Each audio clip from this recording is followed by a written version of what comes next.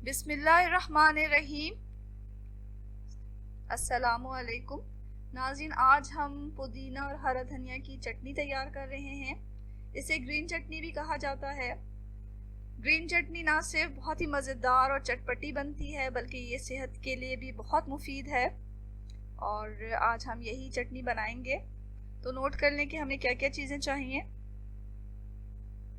यहाँ हमने 2 गड्डी पुदीना लिया है, 2 गड्डी हरा धनिया लेना है हमें।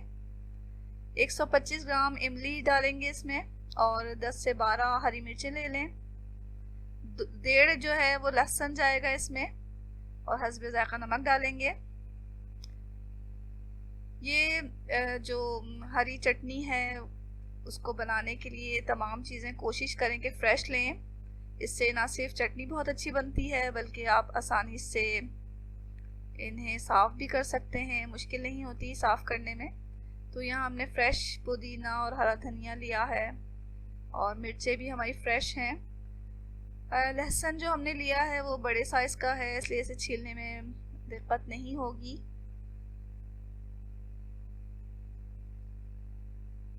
तो इन चीज़ों को साफ़ करना है हमें।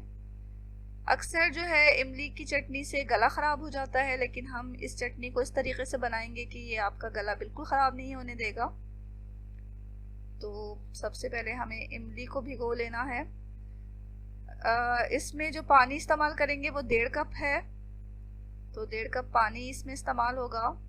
और उसमें हम इमली को पका रहे हैं। एक पॉट ले लें, उसे गैस पे रखें, 1.5 कप पानी डालें और इस इमली को इसमें डाल दें। अब इसे इतना पकाना है कि इसमें एक बॉयल आ जाए, एक उबाल आ जाए। तो जब ये उबाल आ जाएगा तो हम फ्लेम को बंद कर देंगे और इसे ठंडा करके छान लेंगे।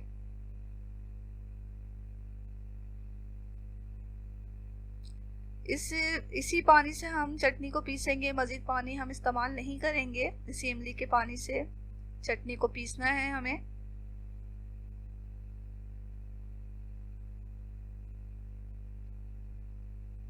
तो आप देख रहे हैं कि गैस पे रखा है हमने, ये गर्म हो रहा है पानी। अब इसमें थोड़ा उबाल आ जाएगा तो हम गैस को बंद कर देंगे। अच्छी तरह से चला लें, भिगो दें इसे, और इसे जब ये ठंडा हो जाए तो इसे मसल कर हमें छान लेना है। यहाँ हमने गैस को बंद कर दिया। अब जब ये ठंडा हो जाएगा तो हम इमली को अच्छी तरह मसल लेंगे हाथों की मदद से, और फिर किसी छलनी से छान लेंगे।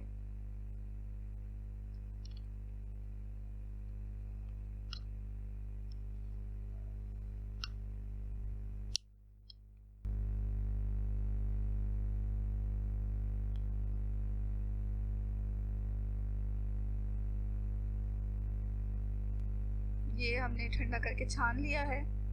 अब इसी पानी से हमें चटनी को पीसना है। ये हमने पुदीना लिया, उसे इसके पत्ते निकाल लिए हैं और उसे धो लिया है। हरा धनिया लिया, इसे साफ़ कर दिया, और ऊपर से इसका स्टेम काटा है हमने, देख सकते हैं आप। और फिर इसे मोटा मोटा काट लेंगे। ये हमने थोड़ा सा मोटा मोटा काट लिया है, बहुत बारीक नहीं काटा है, मोटा सा काट लिया है इसे। मिर्चें लें, डंडियाँ वगैरह निकालें, धोएं और इसके दो या 3 टुकड़े कर लें।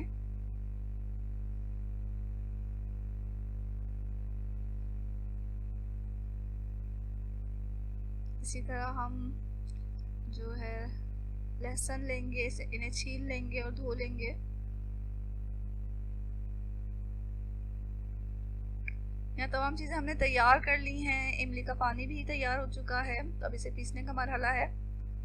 तो यहाँ हमने एक चॉपर लिया है, और इसमें आधा जो है वो जो लहसुन है वो डाल रहे हैं, क्योंकि छोटा चॉपर है, इसमें पूरा नहीं आएगा। ये जो चटनी है हम ज़रा ज़्यादा मकदार में बना रहे हैं, ताकि काफ़ी दिन चल जाए, और फ्रिज में ये काफ़ी दिन चल भी जाती है। तो जो तमाम चीज़ों की आधी आधी मकदार हम डाल रहे हैं इसमें एक दफ़ा में। ये धनिया भी हम डाल देंगे आधा, पुदीना भी डाल देंगे,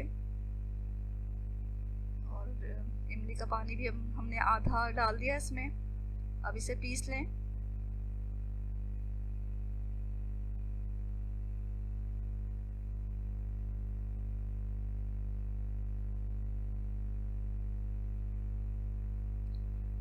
चॉपर जो है वो बेस्ट है चटनी पीसने के लिए। इसमें एक स्टिक दी हुई है जिसकी मदद से हम पत्तों को, जो पुदीने के जो पत्ते हैं उन्हें नीचे करके पीस सकते हैं आसानी के साथ। तो कुछ देर में हमारी जो चटनी है वो पीस गई। जो बाकी आधी चटनी है वो भी हम पीस रहे हैं।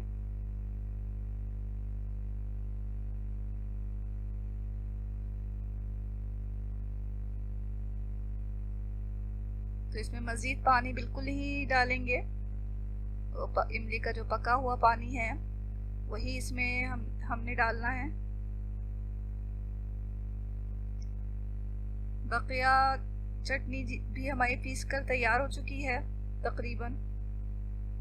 इसको भी हम प्याले में निकाल लेंगे। अब यहाँ तमाम चटनी हमने पीस लिया है। तो अब इसमें नमक डाल दें हस्बे ज़ायक़ा, और थोड़ा नमक डाल के फिर चला के चेक कर लें। ये लीजिए नाज़रीन, बहुत मज़ेदार, बहुत हेल्दी चटनी तैयार हो चुकी है। इसे आप फ्रिज में रखें, बहुत दिन चलेगी। तो ये चटनी आप ज़रूर बनाएं।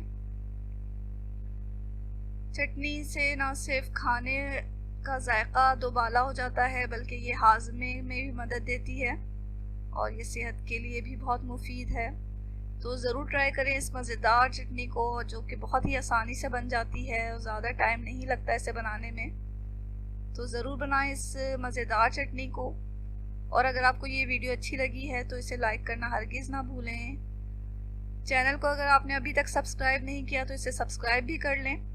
दुआओं में हमेशा याद रखें। इसके साथ ही अल्लाह हाफिज़।